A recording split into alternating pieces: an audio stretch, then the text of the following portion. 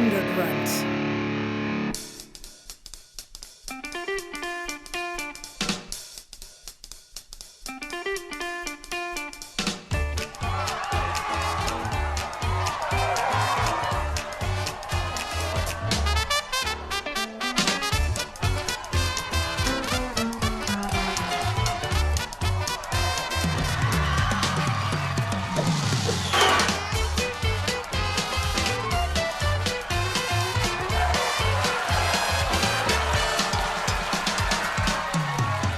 Hey guys, Bob. Hello. how you guys doing?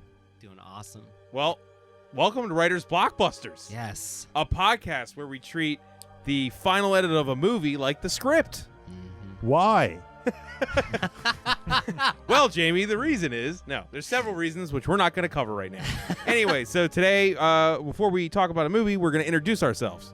Yes. So let's start with you. I am Jimmy George. I am a screenwriter and full-time script consultant, and my Twitter handle is @JimmyRGeorge. I am Jamie Nash. I am a screenwriter. And your Twitter Oh, handle is? My Twitter handle is @Jamie_Nash. He couldn't remember. That slight pause.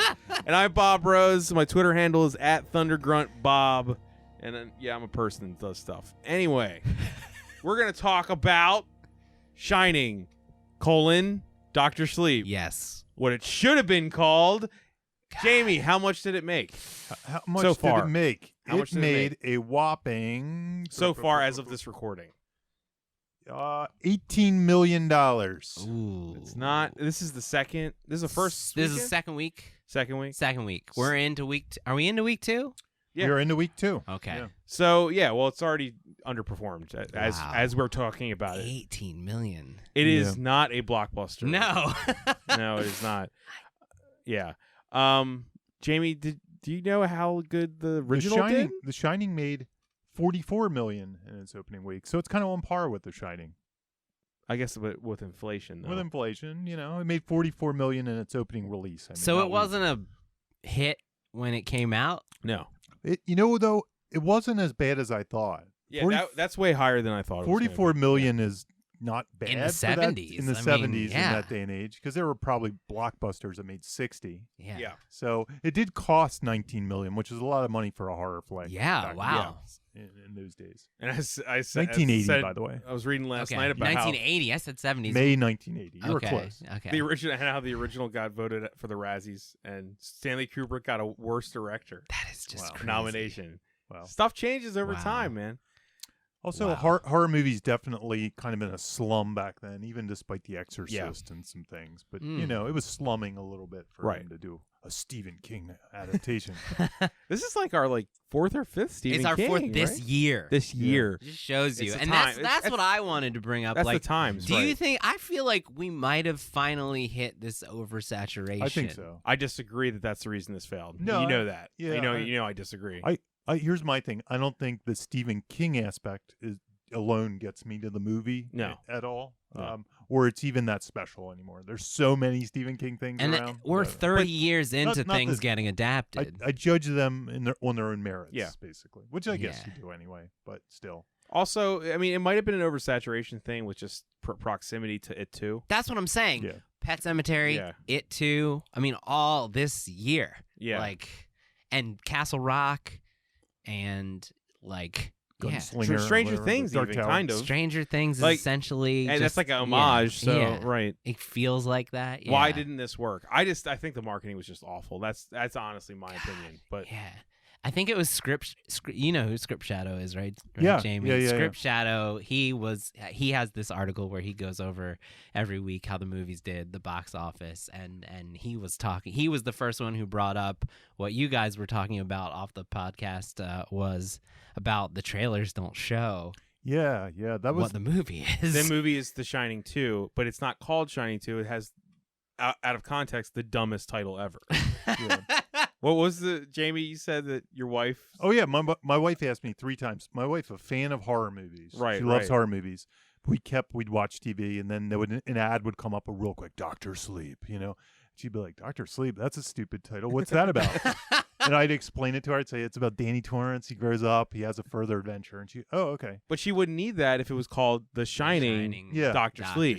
Well, or not only like that. she yeah. asked me that 3 times after I explained, which might be talking about her failing memory or something. But honestly, Well, I hope not. But I honestly had to tell her, like, explain it to her 3 times, and she, Yeah. oh yeah, that's right. And she's a dumb title. But if it was just Shining 2, yeah, it'd be fine. People, Yeah. I bet you would have added another 10 million at least. or the Overlook or something. The Overlook. Overlook. Return to the Overlook. Red Rum. Red rum. something. Call it Red Rum. Yeah. Danny Torrance. Yeah. Make it like a John Rambo Yeah. thing, you know? And I So- do wonder. Doctor Who. No. Doctor Strange. Doctor Strange Love. No. Yeah.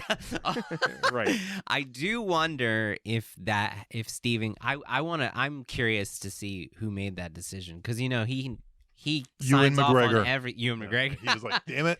I will Steve- not. make this I film." will not. Steven. He has no say in that stuff.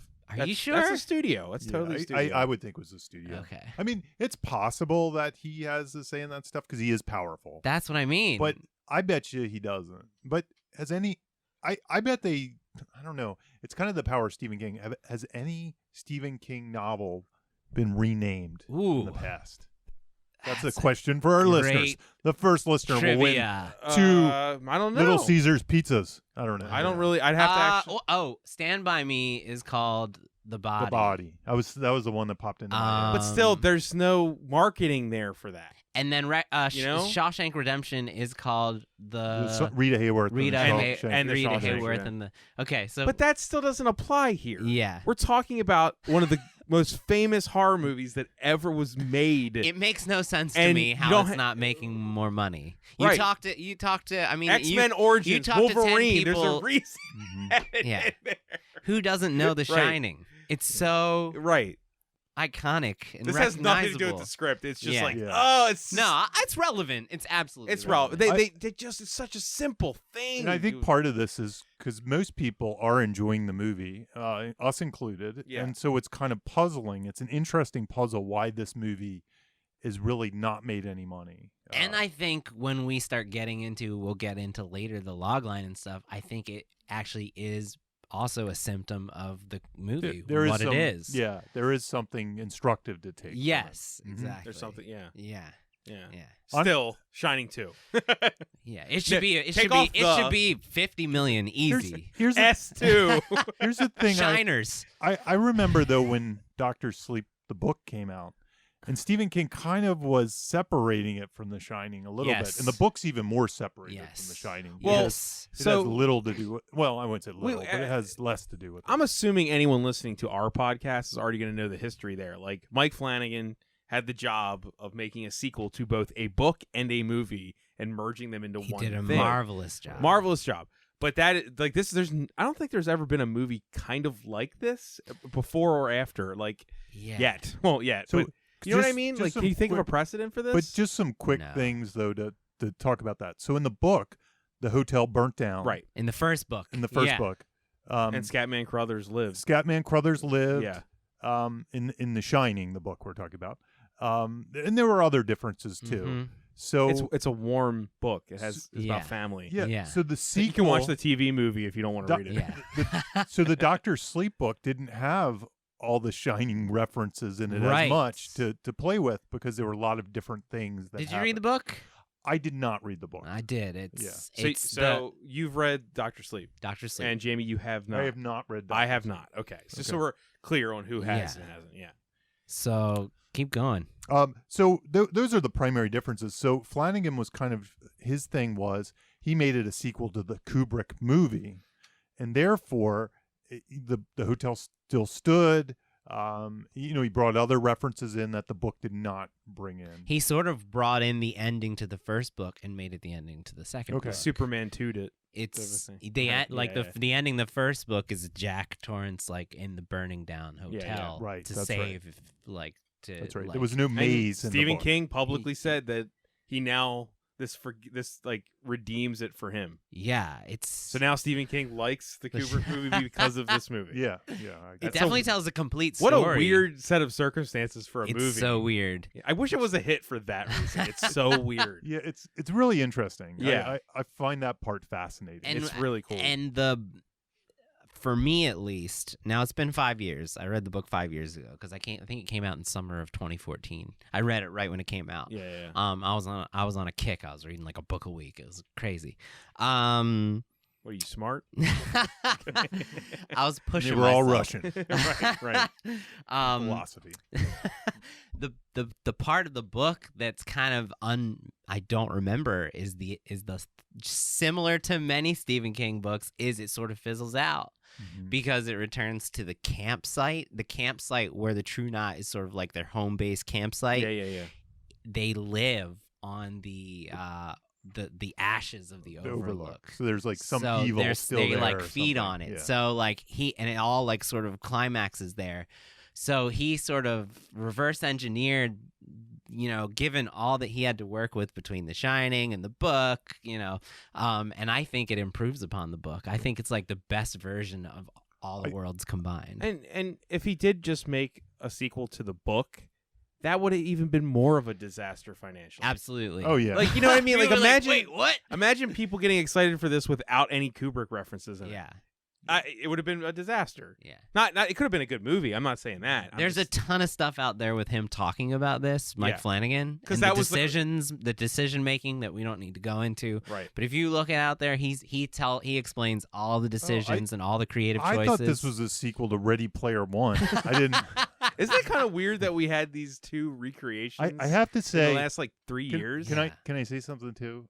I think the Ready Player One recreation was stronger than the recreation. You mean like in the this- sets? just the visuals and the recreation, purely the recreation part. Yes. I thought Ready Player One probably did it better. I think it's a Maybe. lens thing and stuff you like mean that. the aesthetics? The aesthetic. What's weird I'm though purely is talking about a visual, Yeah. Which we thing, don't do in which the we don't podcast. do, but it's very but- instructive for the screenwriting yeah. listeners. Here, I'll say this. I'll say this about that because I wasn't going to bring it up, but since you're bringing it up, yeah. what I loved about this movie, cinematography wise, is the second we get into the Overlook, all the cinematography changes framing wise to Kubrick. I love it. Loved it. Yeah. I was like, it's such a subtle thing that is not pointed out, but it's like we go from all the standard Mike Flanagan was shooting like the rest of it pretty traditionally, Yeah. and then the second you get in there, everything's framed right down the angles, center. Yeah. It's all fucking the great. Symmetrical, But framing Yeah. and stuff. But as far as like the grain and color timing, that was still in keeping with the rest of the movie.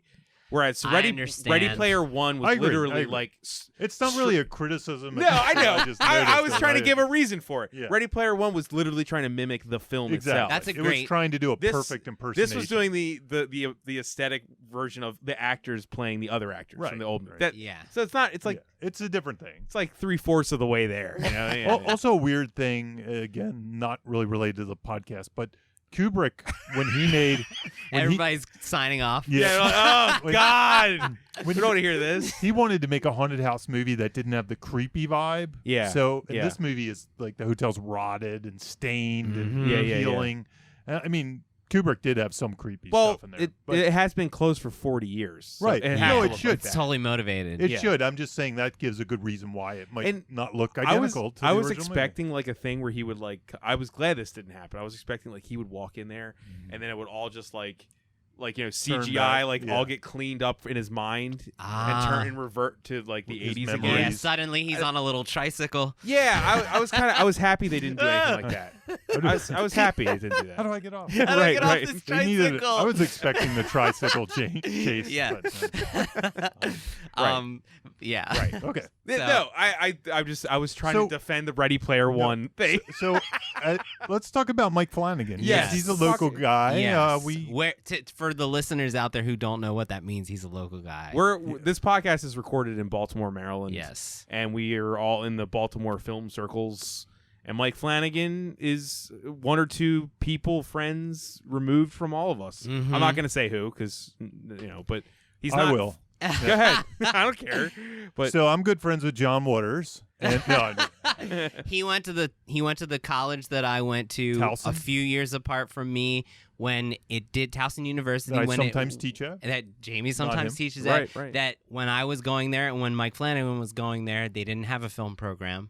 So, that's interesting that, he went on to these heights and he didn't even have a film program to graduate from. I mean, and before he made his short, He's the DP on a movie of one of our friends. Yeah, that's just This is all ancient history. okay. Yeah, And then so second, and we can bounce off of each other with this. So to put it in perspective, his career trajectory, and it's very instructive, I think, for writers out there.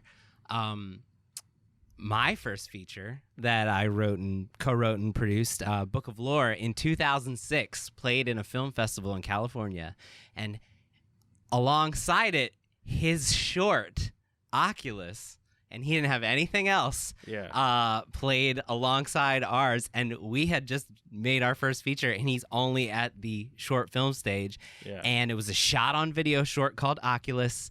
It's on and YouTube, I believe. It's on YouTube. Yeah, It's yeah. on the extras of the Oculus Oculus DVD, DVD yeah, and yeah. Blu-ray, and it just goes to show you how quickly things can change for you. You know, in the 13 years since, he's made, I think, 6 feature films, and the Netflix He's literally, series. from what friends have told me, one of his dreams was to make Gerald's Game. That was his. Right. Wow. That was his Yeah, yeah. when you're like we all now, we probably all in our mind have like that dream that we're like, I wish I could if I could do anything, I'd do that. He did that. And now he made the sequel to The Shining. It's just amazing. That's insane. The And he guy made it. kickstarted. So from Oculus, he kickstarted Absentia for $23,000 at the Right. beginning of Kickstarter. So like 2011. And then they made a feature film that was I think it's shot on video. That's not surprising, though. Because Right, Oculus yeah. is shot on video. So he did it himself. He created a brand for himself. And, Chris McQuarrie just had that big thread about, learning how to do it yourself. Like the way to get your stuff out there is I'm constantly preaching this, like the best way to kind of, get your stuff seen and start a career is to just start learning how to make this stuff.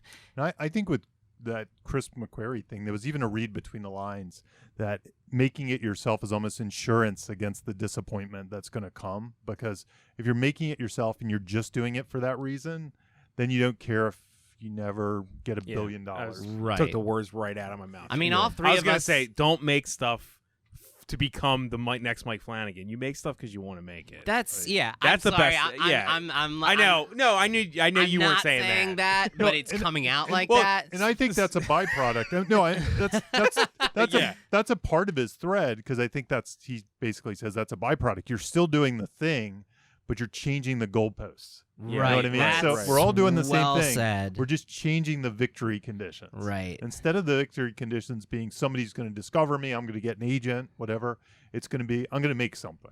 And that's what his basic idea is, I think. That's And he my also read. said in that thread, instead of just being grumpy and saying, well, if I had this and I had that and I could do that, do it. And it might not be the best thing even, but you still did it. Yeah. You still kind of lived your dream, even though it's not Right. the specific. Right. You know? Yeah. And I can say right now, I talk about this a lot. Short films have kind of made this weird comeback in the horror business in the last few years, Yeah, yeah. where there are several cases you can point to people making short horror films that then went on to make movies. There's obvious ones like Mama Lights Out. and Lights Out is a popular one. Well, not his short, the Fede Alvarez. Fede Alvarez is a little He different, made but that still. robot short, and Yeah. then he became a horror director. So Right. yeah, right, yeah. There was a movie called The Pact not too long ago. Yeah. District 9. District 9. But Yeah. now there's District Yeah. 9. just Wow. last year, because I followed this stuff, but Amblin bought two different short films to make into features. Ghost House bought 2 of them. They bought the rights, and now the guys who made them are the writer directors of their first feature film. Yeah. And these are little 2-minute kind of horror but segment. they tell a complete story because for people who don't know, I read amateur scripts all day. That's my job, and a lot of people will send me a short that they're planning on being a proof of concept for the feature. Mhm. But the problem is it's just a scene. Right. It's not a proof of concept for the feature. It doesn't tell a complete Yeah, story. yeah. And I think you can tell a complete story in a scene. I'm not saying you can't do That that. scene but should be a short film, kind of. There but should, Right. yeah, there But should if be a you watch- satisfying yeah, catharsis. if to you that. watch these things like Lights Out and Oculus the short tells a complete story. It is a movie that is 8 minutes long. Yeah. You know what I mean? So I would just say if you are going to do that, don't take this random scene. Take something that encapsulates what you want to do on a grander scale. As someone who like wades in shorts all the time, I definitely prefer a short that tells a complete story. Right. I've seen plenty of shorts that are just like a moment in time type of thing. Yeah. I'm not a fan.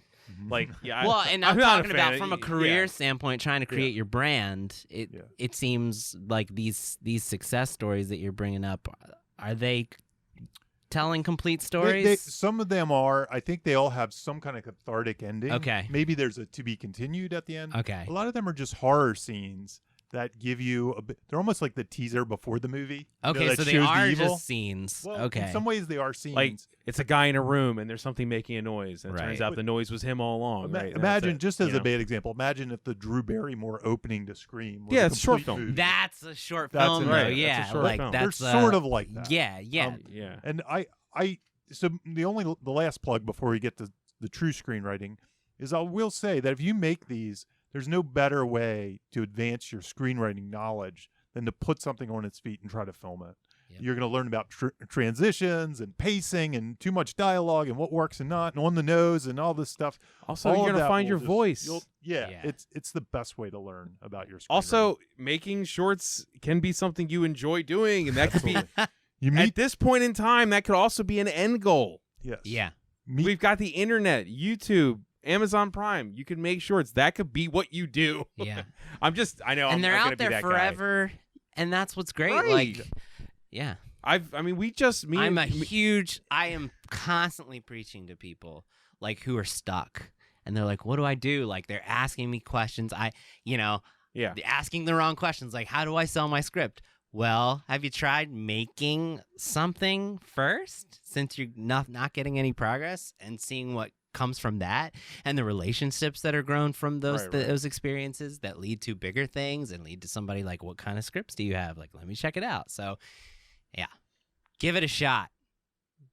This was off brand for us, but I think it was a good discussion Dude. to have with Flanagan and everything. Yes, He's yes. an inspiration. An inspiration. He's an inspiration, and just make stuff. Don't expect the worst, hope for the best. I type of thing, absolutely right? didn't Right? mean to frame it like you should hope to be Mike Flanagan. Flanagan. I'm just saying he's a great Do example what he of did. what could happen. Make a Stephen King Yeah, movie. just make a movie, and then you'll get this to do the biggest sequel that flopped.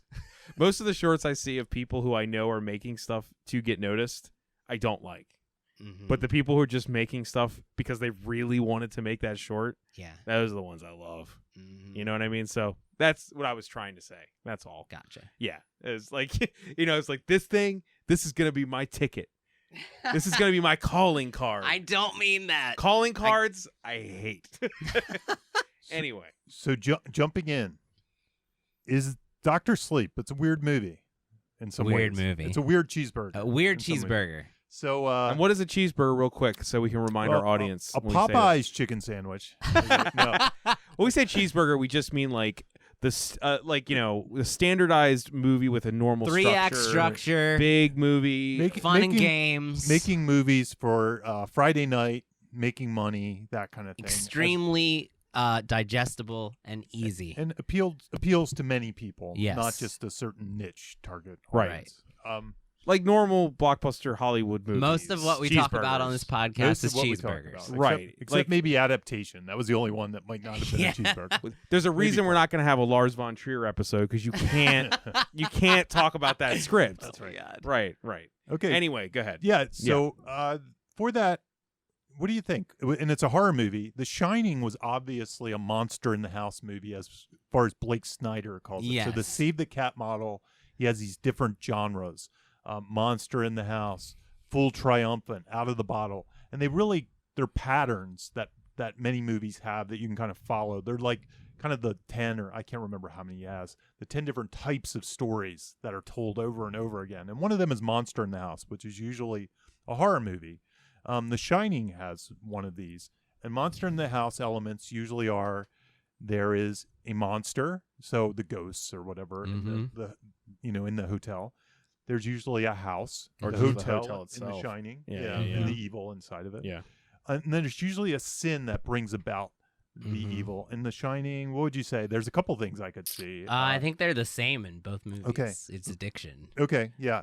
So it's definitely that element. I saw an interview where Ewan McGregor and Mike Flanagan said this movie, whereas The Shining's about addiction, this movie is about recovery. Right. Okay. So that was kind of the theme. Yeah, there. definitely. That's And the theme we're there. going to talk about So- that. Yeah. So, is is Dr. Sleep a monster in the house? What do you think? So it's tough. It's messy. It's messy, Because I think there is a house and it's their minds. Yeah. which is And very common. When It you can say be yeah. there, who do psychological. you mean? I mean, Dan, Abra, even the True Knot, and their minds, specifically Rose, and I think the house is inside the mind, but it's not consistent. We'll call it mind space. Mind How's that? space. That's Mind good. space. Yeah, maybe the Yeah. dream, Mhm. Dr. Sleep. Mhm. Maybe the dream state is the house. Yeah. Okay. Yeah. Because It's not an easy answer. no, It's not. It's No. not. It's So- really not. When I was watching, I was struggling with this for a couple reasons. It Yeah. sort of becomes more of a monster in the house as time goes on. Yeah, Well, Yeah. pretty directly. Yeah, Right, pretty directly. yeah, But I was almost thinking, and I was debating. I'm like, is this one? I can't tell. And honestly, in the beginning, and this is maybe something audience members might find uncomfortable, it doesn't feel like The Shining in the first half of the movie. not it at doesn't all. have No, this, it doesn't you know, at it doesn't all. feel like the same genre or anything. Which isn't a problem, but maybe that is a problem to people that saw that trailer. trailer, yeah. Shining, and they go to the movie. It's like, where's It's that catch-22. It's Uh, like it is a totally different movie. totally different? Yeah. Which I think But- is why we like it. Yeah, You know, that's Why- why it's not just the same You don't have to beats. redo The Shining. Yeah, The Yeah. Shining's we've been seen The done. Shining. It's done. Did. Yeah, Right. We've seen the miniseries. We've seen the ripoffs. We've Right. seen all. Yeah. all. Right. But so I was debating while I was watching, and again, this is just usually the way genres are used are to help you write a story. yes, it's Yeah, a construction technique. Yeah, yes. it helps you brainstorm because you're Yeah. like, do I have that element? Do I need it? Like, Yeah. what types of things are found? This functions to me like almost a vampire movie. Well, Yes. or A little bit. in some ways, like I was even a lot of times it reminded me of Near Dark, Yes, but the protagonist isn't the same. Yeah. you know, Near Dark. yeah, I think it's got pieces it's very of it. similar. It's not exactly the same, but Yeah. it definitely it's gave me that. traveling, you know, Yeah, vampires. yeah. Kind of No, thing. that's why I started to fall in love with it. I was like, this Yeah. is giving me some It's- some vibes here that was Yeah. I think not I expected. think in Near Dark, the heroes are part of the traveling Yeah, band, you're right. so it's a Yes. little different It's in that different. way. Yes, I honestly started to think of it, and I'm not sure. There's no right or wrong answer. This is all, like, yeah. But I was thinking it could even be like a superhero It genre. has a lot of superhero elements. It Yeah. feels like I don't know how much he arcs after his initial arc. He kind of becomes a good person. He being Danny. Danny. Danny, okay. And it almost feels like a superhero story where he's that guy but doesn't want to do the thing. And then once he does it, he pretty much just goes for it. And He's he like has the John most of the McClane right. of Shining. Yeah, and it almost feels like a Yeah. lot of superhero origin stories, even though this isn't a total origin story, it's almost like the recovery. Yeah, It's kind of this thing where they become who they are, and then at the midpoint, the real story kicks off. Yeah. And that's almost what this movie that felt is like at times. Yeah, Like, okay, now the villain's aware of them, and they have to deal with that. Yeah. And now they have to use their superpower to destroy the villain. right. And it like Spider-Man or something. You Yeah. know, the first half of the movie is getting bit by the radioactive spider, denying it, wondering Right. what's up. And Yeah. at the midpoint, it's like, oh, Green Goblin's in town. I got to deal with Green Goblin. And the B story is the Green Goblin. You follow the Yeah. Green Goblin doing their thing or something. Right. Superman the same way. You know, you follow Luthor in the back. Right. Luthor. Luthor. Mr. That was Luthor. weird. Yeah. Mr. Luthor. Luthor. Yeah. Yeah. But yeah, you follow we'll call him Lex in the background. Yeah. And then at the midpoint they become they intersect and They they start the start- battle. Yeah. Right. Yeah. So in some ways, and again, there's no right or wrong answers to Yeah. this. But in some ways, if I was like breaking the story in an outline and I was like trying to figure out I have this villainous group and I have this guy going through recovery and they're not even aware of each other. Maybe it's this other thing, you know, Yeah. as a whole movie. Yeah, But then it has elements of Monster in the House later. and because it brings once them they- in. Yeah, yeah. So there's really no right or wrong answer. But anyway, that was where I was. kinda thinking. The superhero one is I didn't think either of you were going to bring that up. Oh, But that's I mean, the whole time I felt thought like, vampires and superheroes. I was like, these are two things I did not expect yeah, at all. yeah. It's Yeah. It reminded me a lot, and I'll come back to this when we get into some of our later points. It reminded me a ton of Luke's story in The Last Jedi. Oh. He's like, wow. he's Yeah, I not, see that.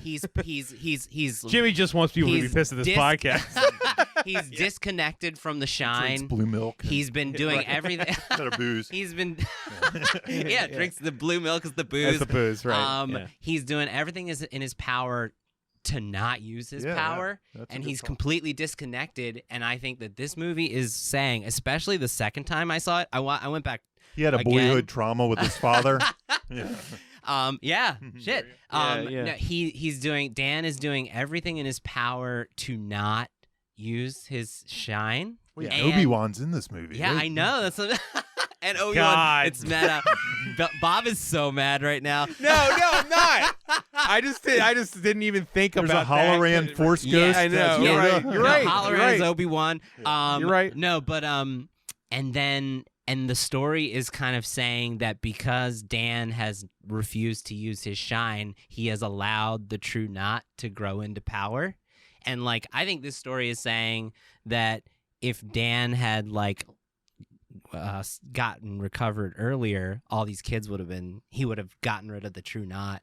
Like he's on par with Abra. He's just so damaged he doesn't have as much. He's strength rusty as him. and damaged. Yeah. He So hasn't I mean, touched and it. like, And dude, she's Ray. and that's what I'm saying. It's so no. I The see second it. time, I'm the second convinced. time, No, I was like, I'm holy not shit. disagreeing. It's I'm so laughing. much like Luke and Ray in The Last Jedi, and the midpoint is the same. The midpoint is I was literally saying to Jimmy before you got I know, here that's why I'm how annoyed I am at people shitting on The Last Jedi in their Mandalorian reviews. I'm saying that I'm using it as a positive. I know, but I was just saying, like, God, I can't stand people talking about The Last Jedi. I'm anymore. sorry. No, it's fine. No, it's great. but like it's a good in point. And the midpoint It has validity. is the same. In the midpoint of The Last Jedi, Luke uses the Force for the first time to reach out to Leia. In the midpoint of this, he uses the Shine for the first time to talk to Abra. It's the exact same midpoint. Well, you know Yeah. what? You know what's interesting? Yeah, And then you're right. from Yeah, there, you're he right. starts using his powers. He just- fucking astral projects. Yeah. It's like so. And God, I didn't even think of that. Jesus. Okay. Stephen King's such a hack.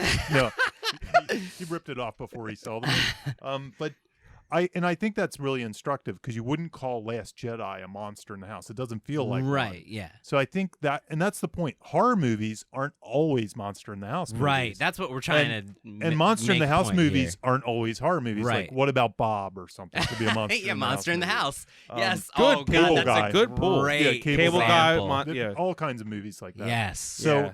it's Obsessive weirdos. Yes. And I think Right. that speaks to the power. If you're interested in checking these genres out in the Blake Snyder books, that's why they're useful because they're not so obvious. Like, oh, this is a formula to make a horror movie. And for those It's who just don't know, storytelling. it's the second book. Blake Snyder, Save the Cat Goes Goes to the Movies. That Yeah. it's both books Also, really talk like, about would it would in a also kind of fall into this example. genre like any movie where the person is it's not like I think in like Paranormal Activity, how it's the person that has the demon attached to them, not you know what I mean? Like no Mhm. matter where they go, they Yeah. are being tormented. It is not the location; it's their actual being. They're being. You know what I mean? It's still Monster in the Well- House, but there's no actual Right. house that matters. So Right. that's right? Yes. That's what you guys are saying. Yeah, and speaking to the house part, so this was my uncomfortableness watching this movie a little bit Right. because I'd seen The Shining. The Shining's a very tense movie. Right, it's I'm all very tense. I'm Yeah. like knotted up watching The Shining. Like that's me watching The Shining. It's all tone. This movie didn't have a lot of tension for me, and that said, I still really like the movie, but I was expecting the tension. I didn't get that because, and I'll tell you a couple reasons why. One, I don't think it has a defined house. I think he could have avoided the horror if he chose to. Yeah, a drama. This And- would have been a great drama. And so could what's her name? I'm sorry. Abra? Ray. Right. No, I just yeah. Well- She could have also avoided the Had drama. her There- own. There was yeah. you guys usually bring it up. You do. There was kind of a why now aspect to it, right? I mean, Mm-hmm. I was also asking why now. That's tied totally into it. They are not trapped. There's Right. not a lock into the thing for a really I long don't time. mind Yeah. it not No, having that. I'm just saying it is Yeah. different. It is. It's- That's why it's it such a- feels. and I think It's that's what I such like a about it in different some weird movie way. than The Shining. Yes. It's it does. It's like Yeah. not on brand as far as tone at all. I'll even go one further. That was kind of a weird tension thing for me for a horror writer or horror making is, well, we get the POV of the villain, and we actually kind of like the villain. I mean, she's scary in some ways, but she's not really scary. I mean, she's bad. We kind of, she, you know, the whole group of them are kind of, they're okay. It's kind of like Near Dark where they have their problems. But I'd also say that the heroes seem more powerful than the villain at times. And that's a weird thing to do for tension. It shifts the tension where I almost felt like they had the upper hand most of the movie, if not all of the movie. You mean the naivete of the true not thinking they're more powerful, and we as the audience have the superior position that they're more powerful. We know that Abra and Danny can like kind of like just destroy them. They kick their ass. Yeah, they kick their ass. And they always had a plan. They always like, you know, there was really never a time where I feared for and Abra standardly, which is weird for a horror movie, quote unquote. Yeah, it's a weird tension angle for a horror movie. I think why it works. There's many things, and I want to get back to some of the other monster in the house elements too, because I think they're really. We have good. some more stuff to talk about. This is not on the talking points, is right. I think why it works is they show us in graphic detail the end that we fear for Abra so much that we have this, like, we know what it looks like if they with the little boy with Violet, they hint at it, and then with the little boy. So like, even though there's like this feeling that Abra and Dan are more powerful, it's like if things go wrong, we know exactly how much she's gonna suffer, and I think that like is very powerful. I want to add on too that while I agree with what Jamie said, I also think that this is a story where I can totally believe that Danny and Abra, number one, Abra, she has no clue what she actually is. Yes. Not until the end. Right. And Danny has no confidence in himself. I mean, this is he's ashamed. That's the like. It's obvious to the audience that if these two can lock in their power and learn to do, have that the Captain Marvel moment, like, no, and like they're totally in control. But we don't have that until the, I would say almost at the Overlook. That's right. That's right. So that kind of, they could beat them, but they don't know the extent of their actual power. That's right. So that kind of sells it for me there.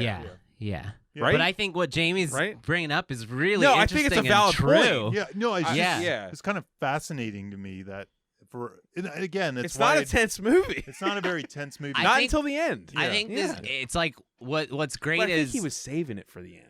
I think, for sure. Yeah, that's why I think it's kind of, it reminds me of Jaws in that way. Yeah, where the third act's really big. Yeah, like the third act's the whole reason he wanted to make the movie. And the first 2/3 is people hanging out talking about sharks. Yeah, yep. Right. Yeah. Right. Yeah.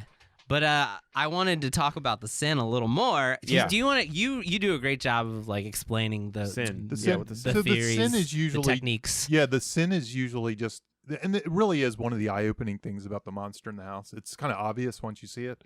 But most of these movies have some thematic sin that is, the heroes do. Sometimes it's not there. Sometimes it's like we before the story started, we built a house on top of graveyards, gravestones. The kids at Crystal Lake had sex. Exactly. Yeah. It's simple stuff like that. Yeah. So, and that's all the sin really is. But most horror movies, almost all of them, all the good ones at least, have some sin. And sometimes what's the sin in the original Shining?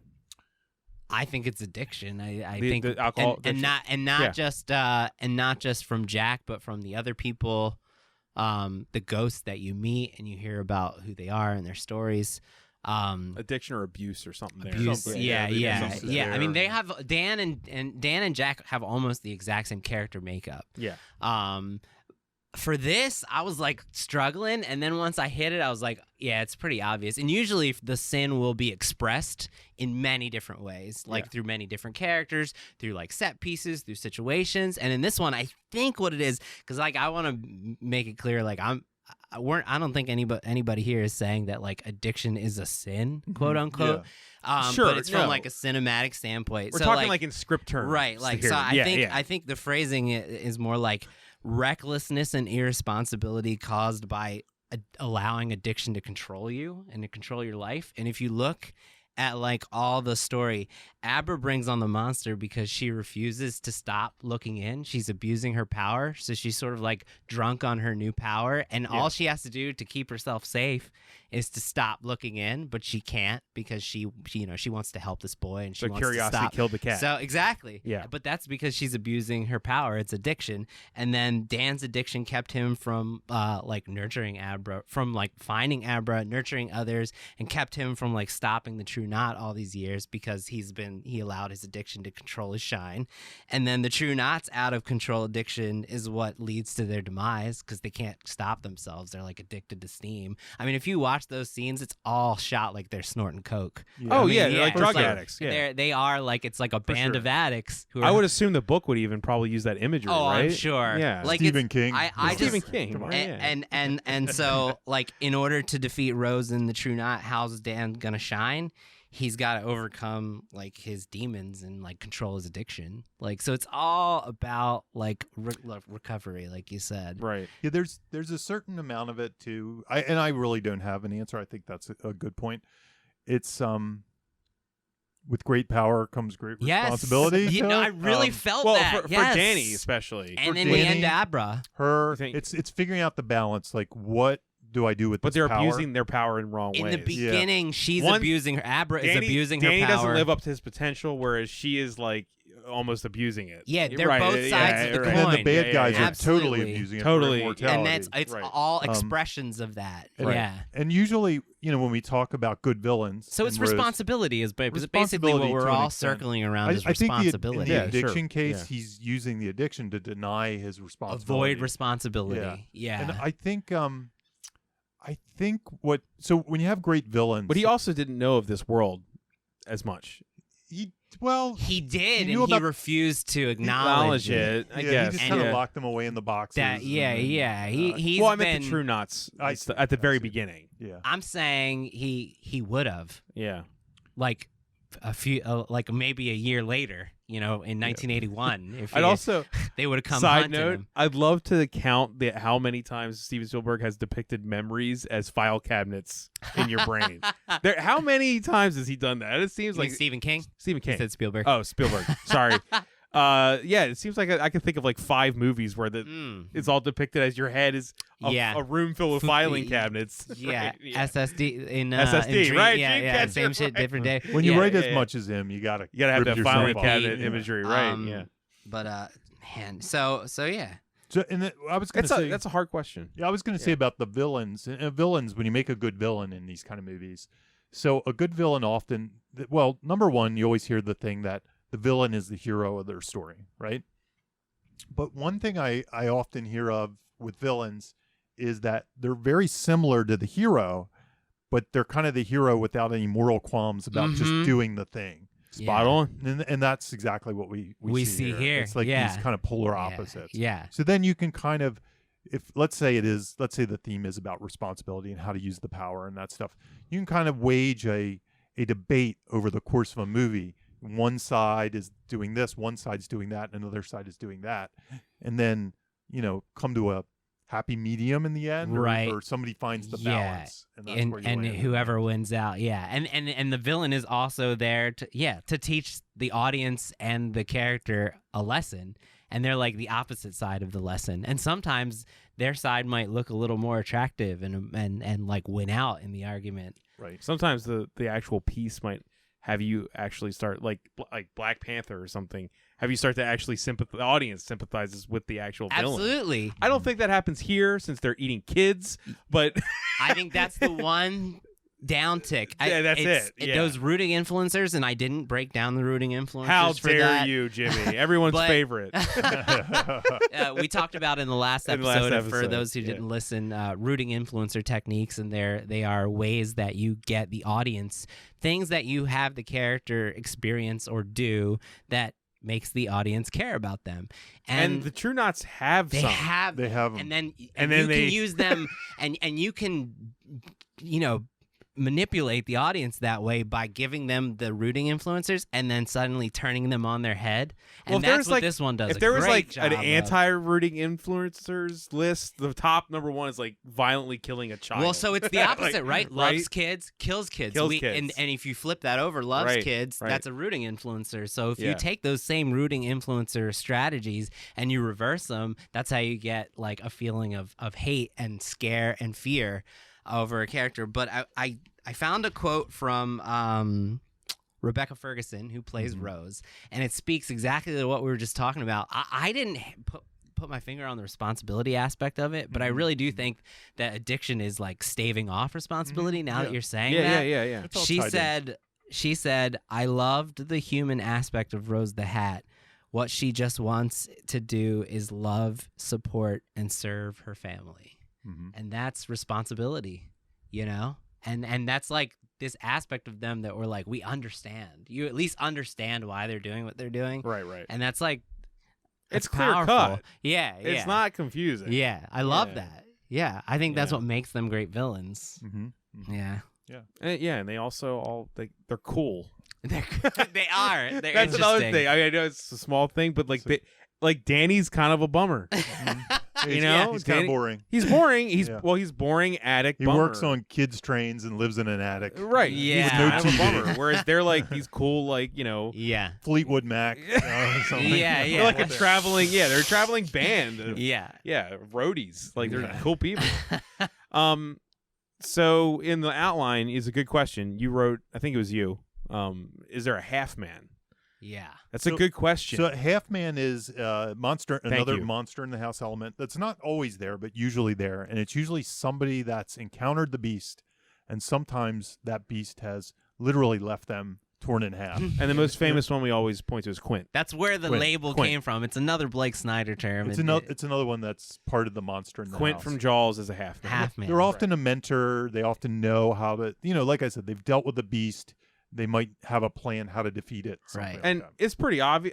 I mean, I would say it's pretty obvious Yeah. that it's Danny, right? I think it's Dick. You think it's Dick? I think by the end, Danny Really? is the half man. Oddly enough, I don't think Dan is the half man. In Really? This story. No, I don't. Okay. I think I'm listening. I think he still is sort of in naivete Abra mode Right. until the end. Until the and- end? 'Cause Yeah.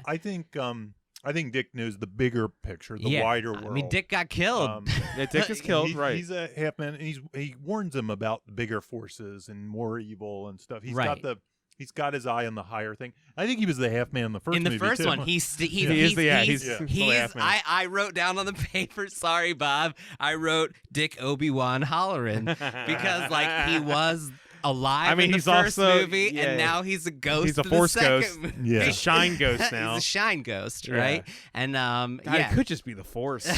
It No, really I know. could. Yeah. The shine is the Force. The shine is the Force. But and he gives I always look how I'm defining the half man Yeah, for yeah, me yeah. from a construction standpoint is who's gonna give the praise of the killer speech and who has the knowledge and experience to give the praise of the killer speech. Which Danny he does have that, but he does. doesn't do You it. know where he gets it from though? He's just Dick. spouting what Dick says. Mhm. Yeah, and like I guess the that makes things sense, too, that he 'cause says to Danny was Abra, what age in The Shining?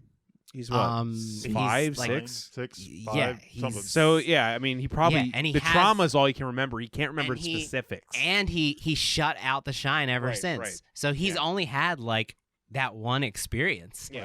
Now he has had a lifetime of putting them in the boxes. So Right. in that sense, That's he has. true. He's Yeah. constantly tortured by the. He's constantly tortured. He's like the half man of Shining, Yes. Yes. He's the half man Man of of Shining, but Shining. in this movie, but he's not the half man of like the specifics of what's happening in the story. Right. right. Okay. So Yeah.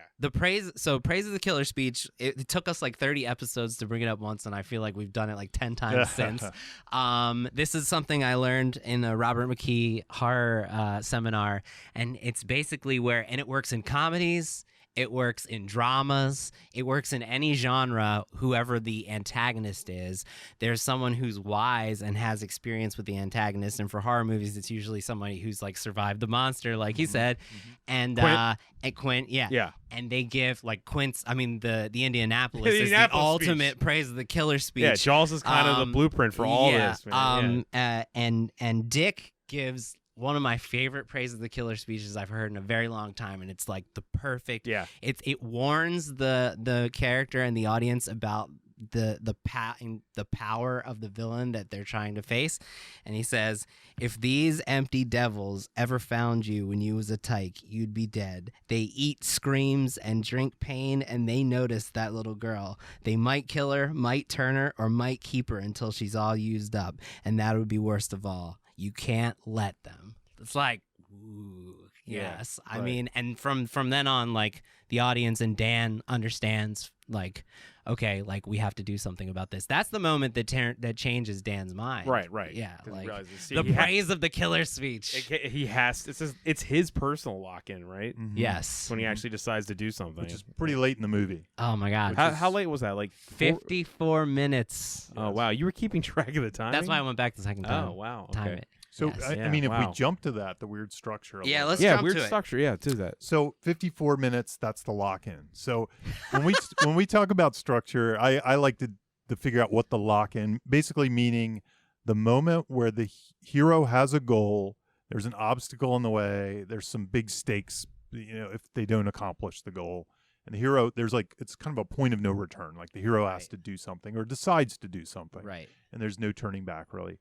And that one happens at 54 minutes in. How long is that movie? 2.5 hours? Yeah, a maybe? little bit. With a long It's actually third act. longer than The Shining. Yeah, with a Yeah. long third act. Yes. It's a weird lopsided movie in that it kind of has a long third act. So we don't need to go into like complete logline construction, but what do you think the logline of this is? and when I try to figure out the Kinda logline, complex. when I try to figure out the logline, I always try to figure out who the hero is, what the goal is, what the obstacle and the stakes. So question number one is, who's the hero of this movie? well, Abra. It in some ways it could could be Abra or it could be Dan. I think the like Pet Cemetery we were talking about in the Pet Cemetery podcast, the like commercial logline of this is I mean, I can pull up the commercial log. yeah, line. it's like Dan. Well, It's hold about on. Dan helping Abra. It's probably very vague. It's about Dan helping Abra, Yeah. right? And Yeah. and it's that lock in. Yeah, 54 minutes. right. Like Stott helping her. Yeah, if Years following the events of The Shining, a now adult Dan Torrance must protect a young girl with similar powers from a cult known as the True Knot, who prey on children with There you go. powers to remain immortal. Yeah. Right. That's it. There you So- go. That's 50 and 54-minute mark. And what this movie I think does, for better or worse, and I could almost argue another version of it that doesn't do this, but it has a lot of almost like biopic like history Right. where it jumps super quick from cradle to grave almost. Yeah. It has to do Yeah. that thing. So we have to get a quick hit of him in bar fights and Yeah. stealing people's money. And then we get a quick hit of, hey, I want to recover. Then he's recovered. Then he's, Yeah. so it's super fast. And if it was a biopic, we'd be like, that damn Bohemian Rhapsody story. Right. It's like a Lifetime movie. They go through it fast enough that it's never boring. And we're interested because it's Danny Torrance, But that part of it, Good I question think, is, does it pushes work for someone who does? Why hasn't does seen The this? Shining? Yeah, I want to talk Yeah. about. Does it work? The first half. I was a little worried about the movie in the first half. I was like, uh-oh, what is this movie? I didn't know anything about it, and I didn't even know that log line, so I didn't even know where it was going. Yeah. the True Knot or So anything. I've never read the book. Like I never heard of the True Knots in my life. I didn't read the book. I didn't know. And they are equally terrifying in the book, For which I all was I- excited that they captured them so well. For all I knew, this was him going back to the hotel for the entire movie. Me too. That's Wow. I literally thought that's what I was getting. The poster's a shot of I know. the tricycle. How about The that? marketing for this movie is a mess. Yeah. It's just such a mess. But I had no clue this was going to be like them in the woods shooting people. I was like, okay. That part was a little weird to me, but we'll get to that. Yeah. yeah, that was weird. But I the tone, I like the fact that it's not that movie. I like I- the weirdness. I Yeah. broke down. So, I think this is a 5-act movie. okay. Okay. But I'm with by, you, man. By the way, I'm one with you. one Yeah. thing I thought watching this movie was maybe this is a movie that should have been a season of television. Oh my God! It felt like Yeah. it would It's have been such a a TV great show. Such a TV TV show. show, yeah. Oh my I'm gosh! kind of happy it's not though, No. because I don't think it It needs to be tells another a 4 great- hours long. Yeah. Yeah. So I'm fine with a long movie as long as there's a reason. Yeah. yeah, me too. Yeah. I just think the biopic aspects of it if stretched out, would have worked for me better than they Maybe. worked here in a But quick. then it's a top. series. It is. I I think- want things to be a movie. I'm And then sorry. you'll be- You know? then I you'll know just be what like- you mean. You know, Yeah. like, why can't they get to episode 7 when they get to the Overlook or whatever? You know? Also, everything now is a damn TV show. It- Yeah, I it's- know. I don't want to watch true. The Shining No, it's TV true. show. Yeah. Okay, Yeah. 5 Go ahead, acts. go Five ahead, acts. go ahead. So, okay. And I timed them because I'm ridiculous. The first act I'm saying is the prologue.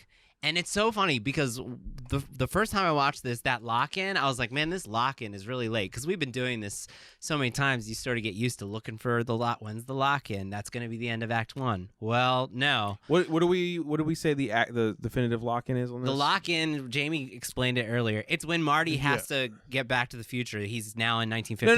No, In this not the one, in concept this one. of this movie. Oh, it's when he learns. It's red rum. Right. I'm saying it's the red rum. Okay. Red rum. And we'll get there. I'll break No, it I'd down. say that was. I think well, that- that's once Red rum is that's when the- he That's learns. the past coming back. And But- that's right? when he has Yeah. a problem he has to fix. And the overall by the way, problem. usually the lock-in is when you can state that log line you just read off IMDb. That's what I'm Yeah, saying. yeah. It's It's like- 54 minutes. It usually takes that long to figure out what story you're in is Right. when the lock-in comes. And it usually comes around minute 25. Right. It's about 25% usually. It doesn't have to But be. the and red we've rum talked about moment the late seems like lock-in. the moment where you believe Danny's actually going to move his ass. That's the first Yes. time he knows Yeah. there's a he has threat. he has a mission at that moment. Right. Right. That's when it becomes Yeah. a commercial movie. Right, Okay, right. so the first act I'm saying is the prologue, 1980. It's 13 minutes long.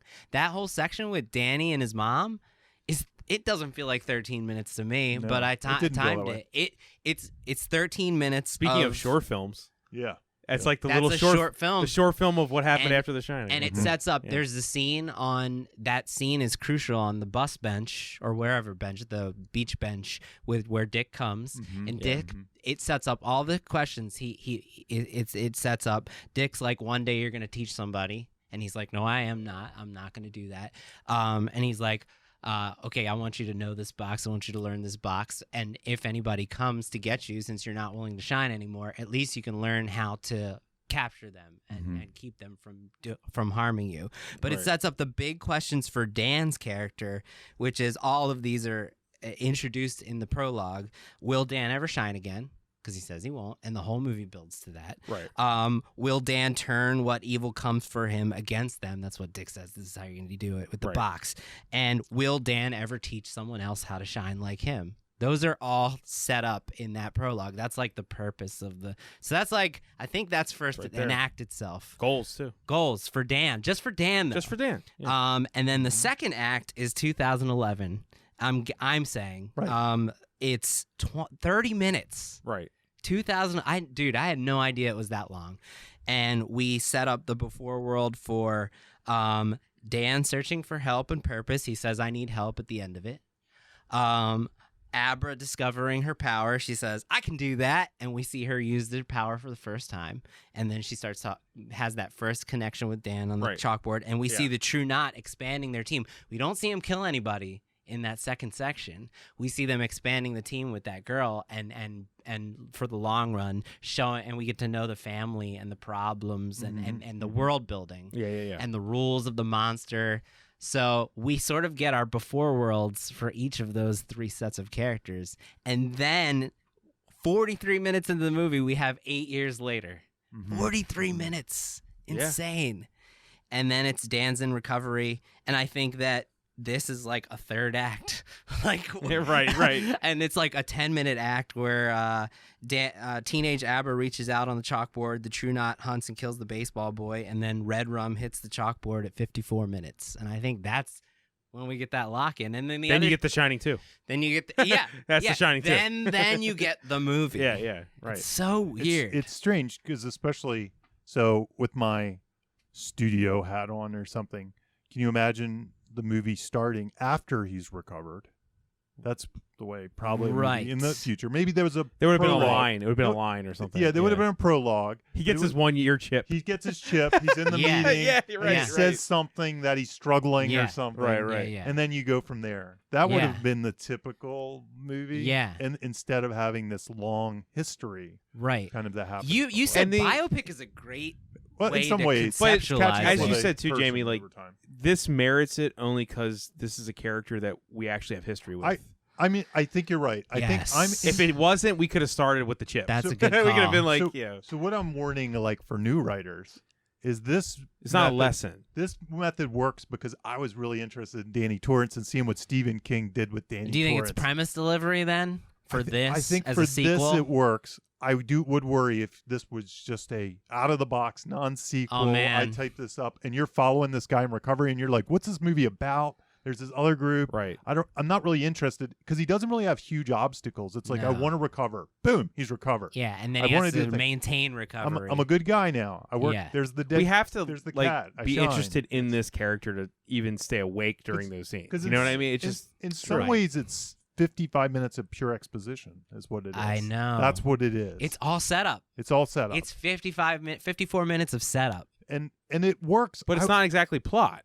not No. plot. It's not Not. plot. It's really But not. I feel like everything that happens after is only powerful because of those Yeah. 54 minutes of Yeah. setup. True. so Yeah. it's a unique movie in that way, but I'd caution anybody trying to I structure agree. it similarly. Right. Right. I just wanted to talk about it because I think it's really interesting. I'm a big No, Shining. definitely. I'm a Ye- big Shining fan. The Danny Torrance character interests me. So all that was interesting. There are people who have asked me That's who also a haven't thing where I'm seen- worried about. Like, I'm such a fan of The Shining. Like, like I could have watched. This could have been See, another and I'm hour, and I not. might have been fine. You and know? I'm not. And Yeah. I think I think it's a masterpiece, but that doesn't mean I enjoy it. Right.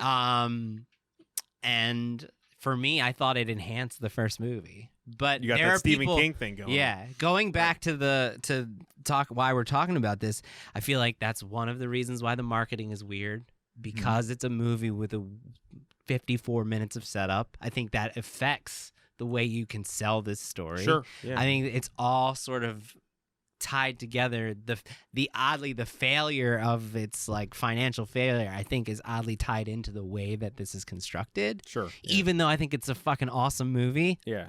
And it's hard to say how the cheeseburger crowd reacts to this movie. We'd Yeah. have to be privy to their like exit polls and all that magic because it might The not have audience the was word dead of mouth. silent. Yeah, it might not have the Yes, word of mouth mine was- because of that. yeah. People might kind of snooze it through the first half Yeah. and then kind of like, well, yeah, the end was good. Well, it's like one of those You know. things where I feel like, and this is not really script related, what I'm saying, but I feel like this movie in 5 to 10 years will have its audience. Dude, Yeah, it's 'cause gonna I think pick so. up because It's gonna pick so up. good. But like I could see well-crafted. people like walking out and going, "What the hell was all the that?" expectations. Why was I removed from watching a bunch of people expectations. breathing steam for like an hour and a half? You know what I mean? Well, I could see somebody saying that. Yeah. Yeah. The steam part of it is strangely like The Shining is a movie, for better or worse, that feels like a typical haunted house movie. It's a that, ghost movie. that we could all imagine might happen in the real world. Right. Where this goes into fantasy territory almost Absolutely. immediately with the CGI steam like you and said, all that stuff. superhero and vampires. Yeah, Look at It's Rose's a different thing. Rose's projection scene. It looks like Dude. a right. Yeah. It's very fantasy-esque. It's very fantasy. But like that's not the movie anybody thought they were getting. That's right. And I could see somebody mistaking it for like what is this shit? Right. You know, and I could totally Yeah. see that. And this is something you come back to later and like, okay, now I get it. Now that I I'm get it now. removed from my expectations, Right, let me right, experience this again and see And what it is. That's sort of why I think the book was called Dr. Sleep. Mhm. And I think to he- divorce it from he that. kind of pushed away from it. He's like, yes, this is a further Danny Torrance story, but it's not The Shining 2. Right. You know? That's a good point, Yeah. Jamie. Which I'm sure Yeah. King told him in this whole, in the lead up to this, right? Yeah, I'm sure. Right. They had to have that conversation. But Repetition. so Jamie, yeah, you that's what I wanna was looking for. Yeah, you wanna repetition. explain rule of 3 to people, and I'll bounce off of that. Well, there's a couple different. You can help me out with the rule of 3, but the rule of 3 is just this magic number where you usually have 3 things happen in a row. Sometimes in lines of dialogue. Sometimes it can be a running gag. So rule of 3 So usually important in comedy. very important in comedy. Yeah. So whenever you have like a joke and you just do like you start listing things, it's always weird if it's 2. It's always weird if it's 4, but 3 is the magic number. 3 is the magic Because it's number. like the first Trying to think of one. an example. The first one is random. Oh yeah. The second thing I'll give establishes examples from this movie. Yeah. establishes a pattern, and then the third one, now that you have the pattern, is the kind of punchline. like Zombieland. Woody Harrelson says he loves Twinkies. And there's another Twinkie joke, and then he eventually gets the Twinkie. Yeah. Exactly. That's 3 things. So- right. So, yeah. so we've talked about this in other podcasts. It's something that I had been using before I learned about it years ago. I had been using it and didn't know it was a technique. It was just sort of that comes like the beginning, middle, ending of, and I don't know about you, but when I'm writing stories, I'm writing scripts, I will sometimes just write the rule of 3s and then pop them in. It's like a construction technique where I'll just be Fill in the blanks. okay, I'm just gonna write this 5-page story, and I'm just gonna write this 5-page story, and then I'm gonna put it in sequence in the movie where it fits. But it's one way to sort of like get the work done ahead of time in the idea phase. But if you have that, you at least have something. Yeah. You know what I mean? Like you at least didn't completely ruin Right. everything. Yeah. So the first time I brought it up, I had said I learned like a great official definition of it, and I finally dug it up. I Okay, dug cool. up where Okay. like this great way to conceptualize the technique, and it does. This is from a woman named Julie Marsh. She is a consultant. She Okay. has a website called yourbestdraft.com. Okay. She had a creative screenwriting seminar called Writing Horror back in the early 2000s Okay. that I attended, and I also In the bought aughts. in the aughts. I Yeah. attended, and I also bought the DVD. It's out there. You can find it. It's called Creative Screenwriting Expos, Okay. Writing Horror. Okay, but it's and she said it does. What's the DVD again? No, I'm just kidding. I'm just kidding. She said it does come from comedy. It's a vaudeville definition, where in vaudeville they used to say if you do something on stage 3 times, then it becomes funny. And so you're right on the comedy thing, but Right. she says, and I'm using her words, repetition creates causation and meaning. We understand it's more than just a coincidence. If something happens twice, it could be a coincidence. If it happens 3 times, suddenly the audience understands naturally there's meaning to it. And there's expectation. Tension is created when the audience sees the same thing twice. What's going to happen the 3rd time we see it? And like Jamie said, when you've done something twice, you created a pattern. So we're like, oh my God, what's going to happen the next time? And the reason I'm bringing this up is because I am going to say this movie, not just rule of 3s, it does repetition 4, 5, 6, 7 times around one thing. Sometimes it's twice. I think this movie uses repetition more than any movie I've ever seen. I found 17 different, I'm not going to list them. I'm going to make a blog about this that'll be an expansion, because otherwise it'll be me talking for 2 hours about the examples. I found 17 different types of repetition in this movie. 10 of them are just situations that repeat themselves, and 7 of them are dialogue things that repeat themselves. And I'm not just talking about they repeat themselves once or twice. Like the boxes show up 8 times. The hospice cat who visits the patients, that's a rule of 3. The first time the cat visits a hospice patient, Danny helps them die. The second time the cat visits a hospice patient, Danny helps them die again. The 3rd time, he's like, there's nobody in that room, and Dick shows up. So we have a powerful emotional response based on the rule of 3. Rose, the first time she's on a Winnebago, it's bright and zen and she's powerful. The second time we see her on top of the Winnebago, it's dark and she gets her ass kicked and knocked off the Winnebago. Right. So the deathbed scenes, the dying patient to Dan says, I'm scared. And he's like, there's nothing to be afraid of. You've lived a good life. The second time we see it, it's the same scenario. He says to Dan, I'm scared. And he dies a peaceful death. The 3rd time, Grandpa is on his deathbed. Right. And he says to Rose, I'm scared. And she's like, there's nothing to be afraid of. And we know he's lived a bad life. And we see him die a horrible, painful fucking death. So it creates power. There's 17 of these in this movie. Wow. Okay. And then it's like very unique in that way. Like this, I feel like he just made a whiteboard full of like Full of all stuff. the different ways he could repeat and reverse.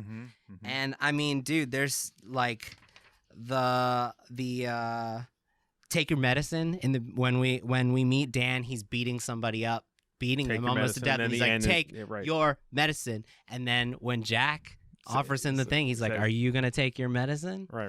It's like there's so many of these. So it's just it's a technique, and this movie uses it more than, like I said, I've ever fucking seen. Ever.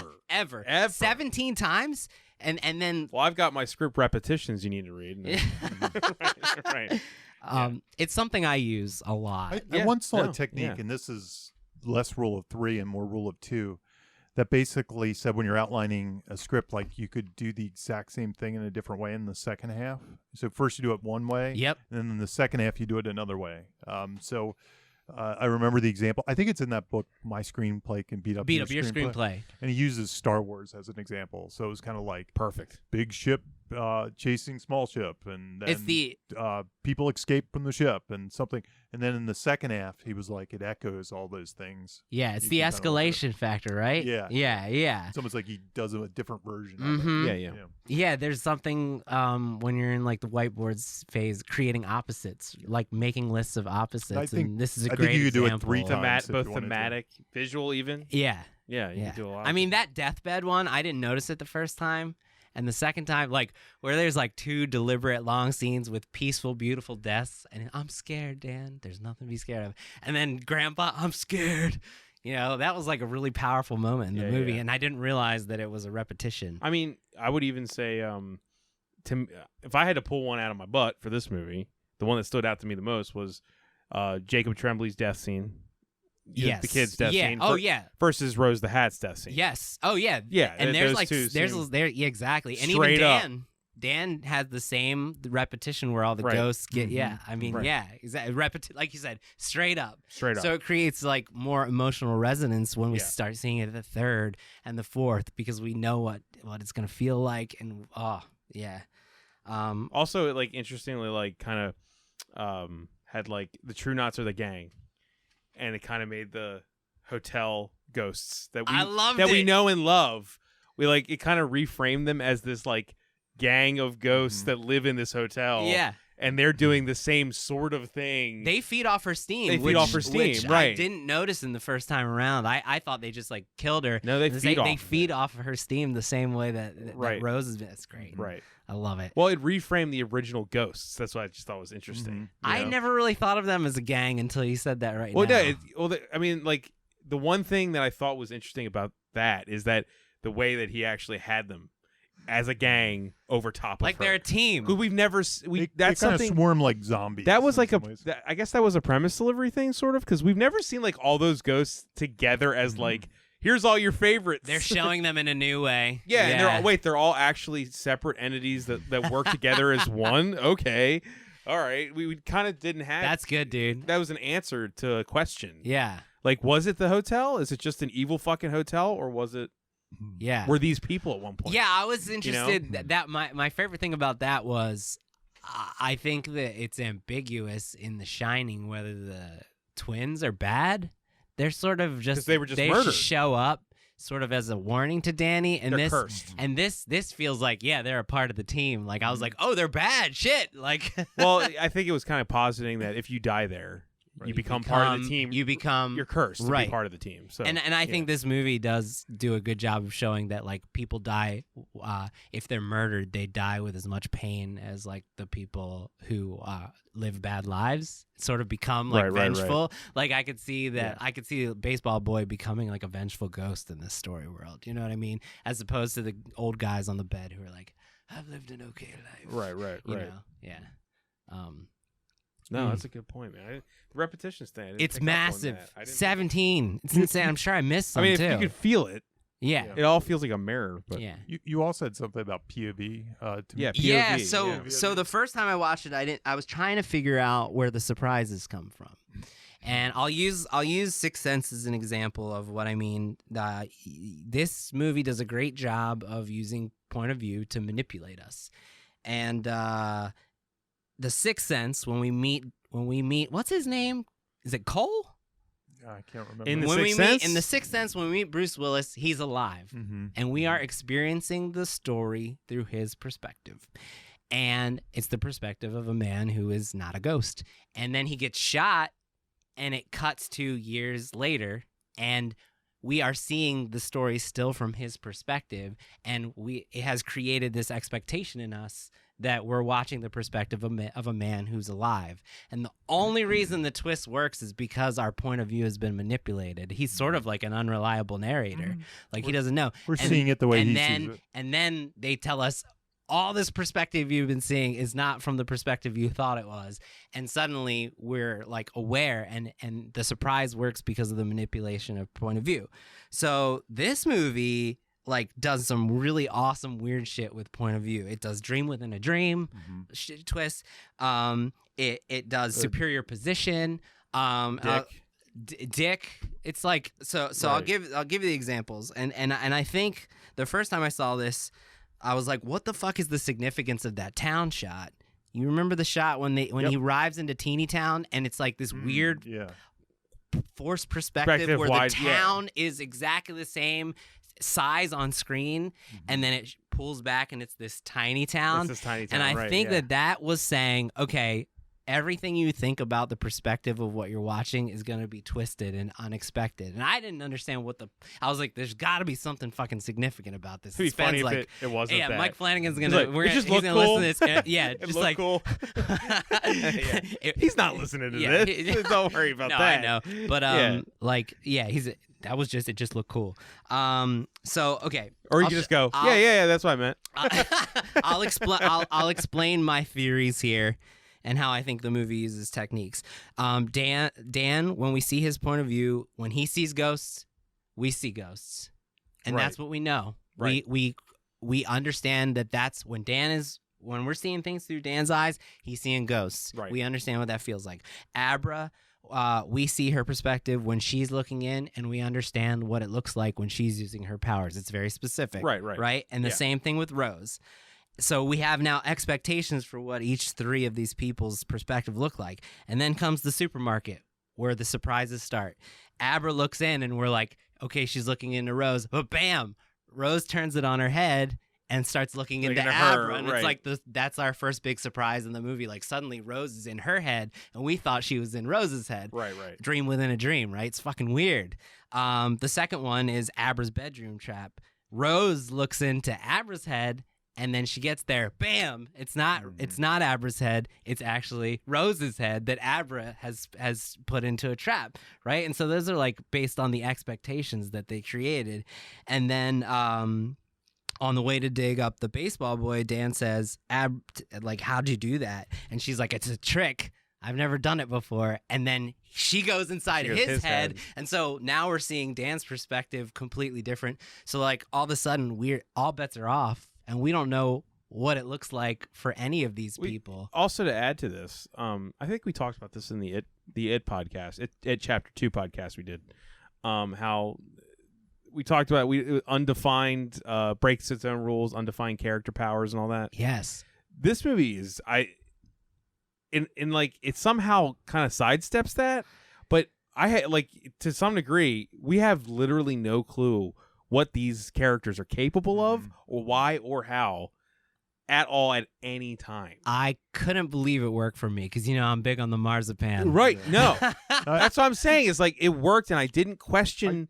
I do think it hurts the tension a little bit again in Act 3 because you're not sure what to worry about. He seems to have the upper hand. I don't know. It hurts a little bit in Act 3. I thought, but up till then, not as much. Outside of that, I'm just saying, like, the shine in general, like, it's not defined in the first movie, really, outside of, like, you can see ghosts and you can talk to people with your brain. Right. And this expands on that so much. This expands on it so much. It's to a degree where it could have been completely detrimental. But it's escalated to the point where, like, I gave myself. It's almost like we're learning while they're learning. Yeah, we're learning while they're learning. Abra's learning how to do new things, and they call it new tricks. And they're like Dan says, like Dan's in Abra's house, and he's like, I need you to let them track you, and I need you to try a new trick. And so like maybe it works because they set up they're going to try something they've never done before, and so how could they define their powers for us if they've never done it before? That's true. It also goes they're learning as we learn. It's sort of like they're fish out of water. That also goes with the monster in the house thing. Like since we're learning with them, we have no clue where the evil could be at any moment. Right. Yeah, that's good. You know what I mean? It's completely arbitrary. Yeah. Like any moment it could introduce something new. Like, oh, they can do that? So that's probably why for one second, I thought Rose was actually flying. You during- you don't know. I don't Yeah, know. Yeah, I was you like, don't know. I was like, oh, is she I was like, can there? she just fly? Is it? And I think that's Are like, we doing that? and I think the ambiguity you feel there What is should be a totally different movie Right. completely? she's flying now. They can fly. but I think like what you're saying is like Yeah. a great point. Like the ambiguity is a testament to the craft. Yeah. Yeah. They've been It's also part of the idea, the premise as well, Yeah, right? yeah. We like The Shining shouldn't be defined. right. Oh, It is. Mhm. yeah. It's a thing that is. It's like a Lovecraftian ideal. Yeah. Almost. Yeah. Just like the Force. The Yeah. Force. It's the Yeah. Force, right? There's all these different We're variations always of people- Force learning new users. powers of the Force Force. users. Mhm. Yeah. Luke can't do that. Oh, Yeah. Why? Why? It's Yeah. fake and it doesn't exist. Good call. Right. Yeah. Yeah. But more.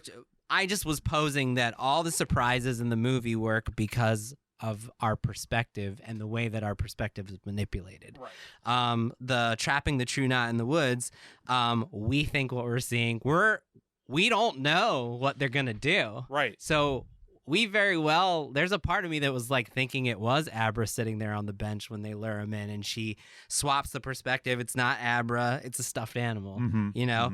Mhm. Crow's point of view shift. He says to Rose, like, Rose is like, "What if she plays a trick on you?" Question why the stuffed animal had to be there, but okay, go ahead. What do you mean?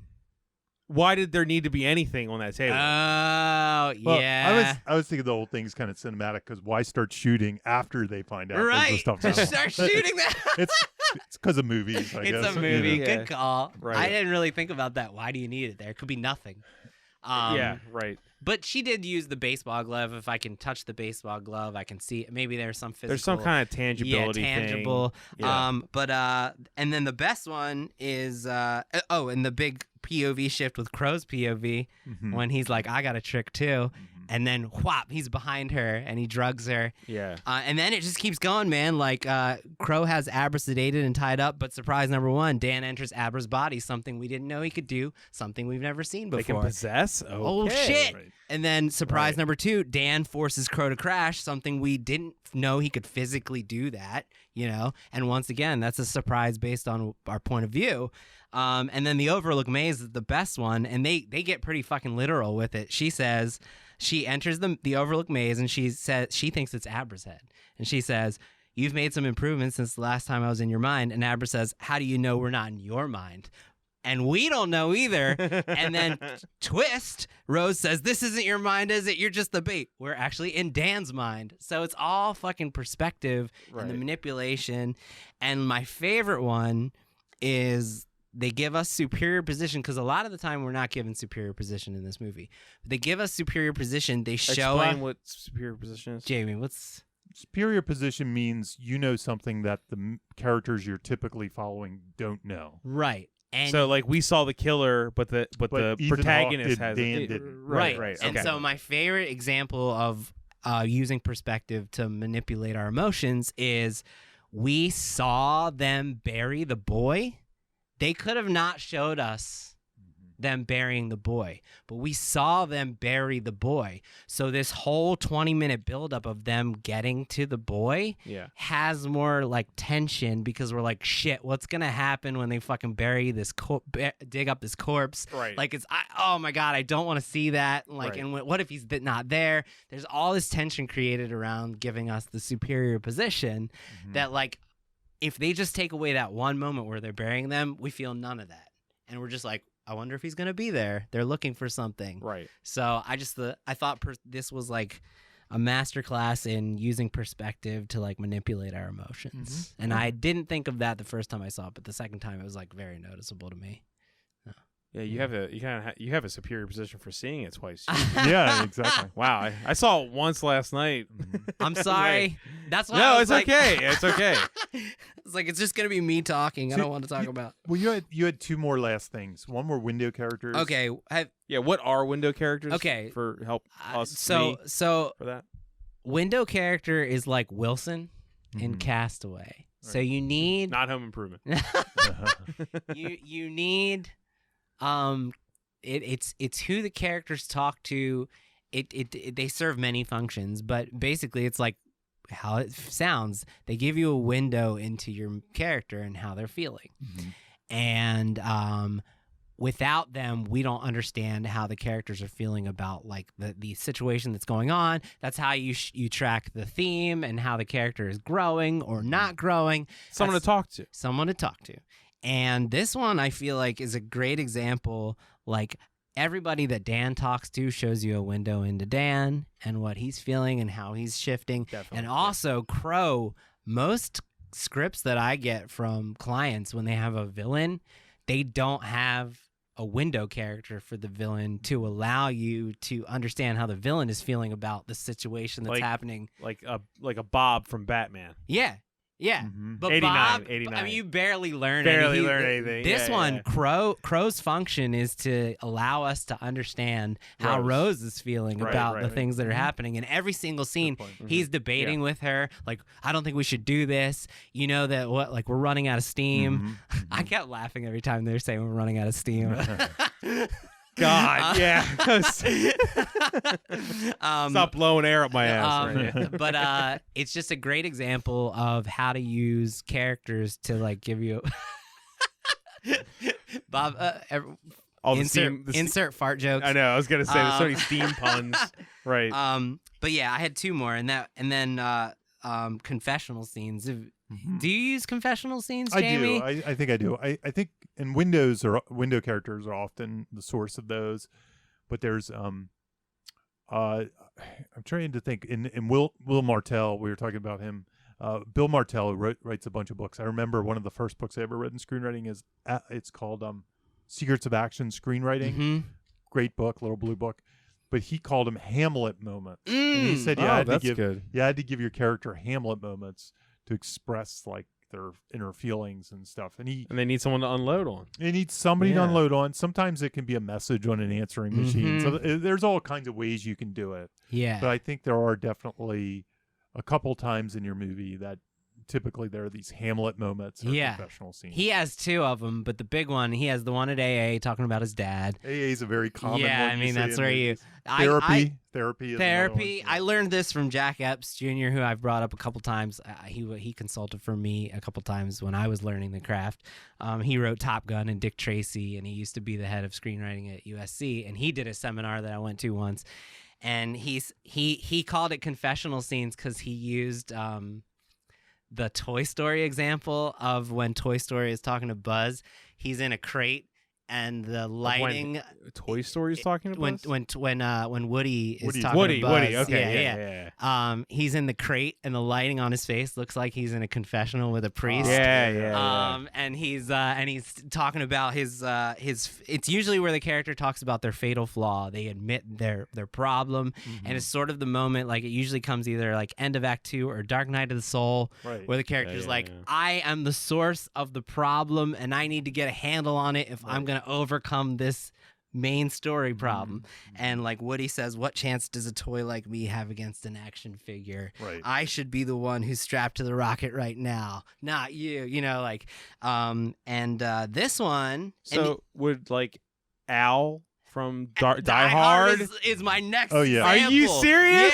Yeah. He says I have not seen his papers, people. I had an accident. and so you can have That's amazing. Dude, you shining on me? Yeah, dude. Let me drink your steam.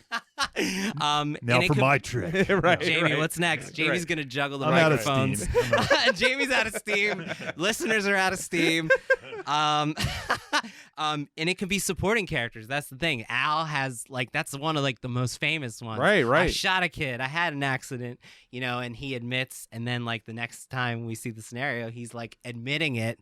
It helps him overcome it. Right. So this one has... He's also the character for John McClane to give to... He's a window character for John McClane. Right. Yeah, imagine Die Hard without that character. That's how we're able to get into John McClane's... We're going to do Die Hard soon. So we'll revisit window characters. But there's the best one in this movie is when he's at the...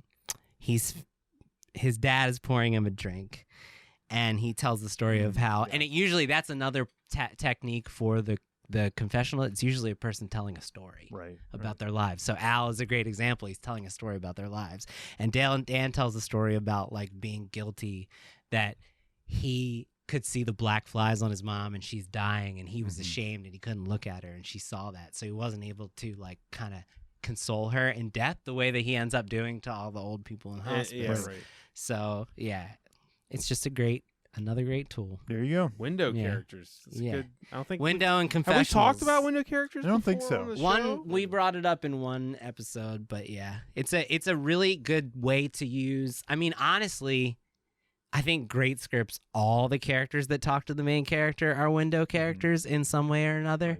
Right. And like, you know, everybody says, well, I want to give my side characters arcs, and you can do that. But ultimately, I feel like the purpose of the supporting characters is to help the main character grow. And like, that's what this, yeah. So yeah, tell anybody that who's like mad that supporting characters don't have more of a spotlight. Because Dude, they're so important. I feel like that's often said. Like if some, you know, like people watch movies now and they're like, well, actually, he's the actor that I'd rather be spotlighted, but that's not how writing works.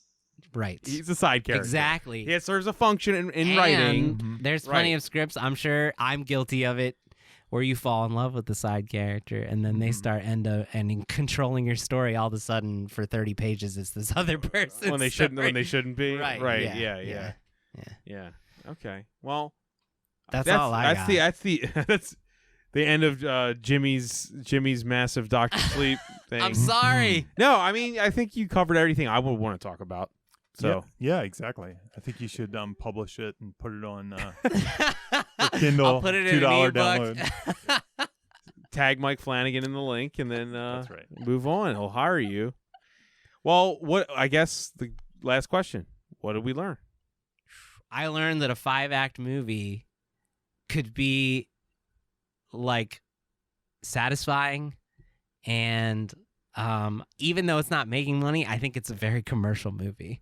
Like, I think it's very tangible. Like, yeah. If people went, if people actually went, I think if they would showed like up, yeah. it. Yeah. Jamie, Yeah, this really isn't a screenwriting thing, but I love when sequels are bold and do different genres. Yeah, man. And just do Stole my something thing. completely, off the that's grid. exactly what I was gonna say. Yeah, I mean, most of my favorite movies ever are sequels that did something so different. It's like, it's almost like either hated. Not just hitting the beats or something. Yeah, it's not remaking the same movie over again. You know. Yeah. Like Die Hard 2 is literally the same movie over again. Right. Right. But this as a sequel, it's not even in the same ballpark until the end. Yeah. Yeah. It almost feels like a different genre. Mm-hmm. Yeah. And it works. I think it works. It I works. love this movie. This I is one of love my it. favorite movies I've seen this year. Yeah, it's definitely one of mine. I loved and it. you liked it at least, right? No, I really like it. Okay. I really enjoyed it. Okay. It's a tricky one because I see issues with it. I feel like And rewatches will be rewarding. I see. I don't think the issues with this one either are with what Flanagan did at all. I think it was with the book, the story he was Him adapting. having to. So I think he okay. did an amazing adaptation of a book that maybe would have been better as a television show, or maybe is better as a book. So I think he did a great adaptation of a book. That's my take on it. Yeah. Yeah, so it's kind of is a source I- material. well might said. have- Yeah, I think he did a great job adapting this material, from what I can tell, without reading the book, but knowing what the book is. All right. Yeah. Thanks, guys. Thanks for listening, guys. All right. Bye. Bye. You have just listened to Writers Blockbusters, a screenwriting podcast featuring two professionals and another guy. Available only on Thunder Grunt.